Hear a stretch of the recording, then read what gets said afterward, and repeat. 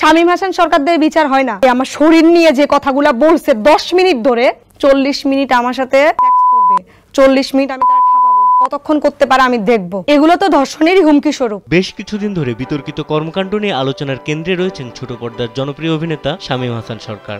অভিনেত্রী প্রিয়াঙ্কা প্রিয়ার অভিযোগের সূত্র ধরে শুরু হয় এই বিতর্ক, যার রেশ গিয়ে পৌঁছায় অভিনয় শিল্পী সংঘ পর্যন্ত। এ ঘটনায় শামীমকে সাংগঠনিক শৃঙ্খলা ও শিষ্টাচার ভঙ্গের দায়ে শেষবারের মতো সতর্ক করেছে অভিনয় শিল্পী সংঘ। অভিনেত্রী প্রিয়াঙ্কা প্রিয়া শামীম হাসান সরকারের বিরুদ্ধে গালিগালাজ ও ধর্ষণের হুমকির মতো গুরুতর অভিযোগ আনেন। এই অভিযোগের পর ইন্ডাস্ট্রির আরও কয়েকজন নারী অভিনয়শিল্পী শামীমের আচরণের বিষয়ে মুখ খোলেন। বিষয়টি গুরুত্ব পায় অভিনয়শিল্পী সংঘেও। পরে সংগঠনটির মধ্যস্থতায় উভয় পক্ষের মধ্যে আলোচনা হয় এবং বিষয়টির একটি আপাত সমাধান হয়। স্যান্ডেলিনা সো, রূপচর্চায় আভিজাত্য।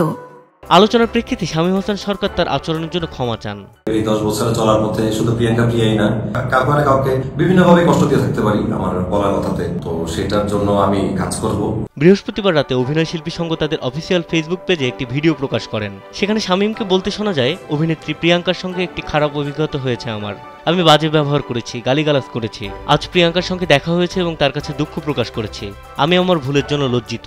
প্রিয়াঙ্কা প্রিয়ার সাথে আমার দেখা হয়েছে, আমি ওকে দুঃখ প্রকাশ করেছি, আমি লজ্জিত, এটা আমার করা ঠিক হয়নি। তিনি আরো বলেন, হয়তো আমি আরো অনেককে কষ্ট দিয়ে থাকতে পারি, এজন্য সকল নারী সহকর্মী ও ভক্ত অনুরাগীদের কাছে দুঃখ প্রকাশ করছি। রাগ নিয়ন্ত্রণ করতে না পেরে কিছু বলেছি যা বলা উচিত হয়নি। আমি প্রতিশ্রুতি দিচ্ছি এমন আচরণ আর কখনো করব না। আমার কথা বা ব্যবহারে কেউ কষ্ট পেলে অনুরোধ করব আমাকে ক্ষমা করবেন।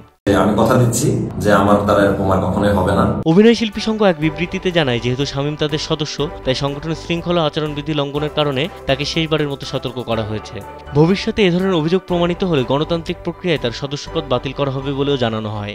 উনি রাগের মাথায় আমাকে যেসব গালিগালাজ বা নোংরা ভাষাগুলো ব্যবহার করেছেন, তার জন্য উনি আমার কাছে সরি বলেছেন। তৌফিক মেজবা, কালবেলা।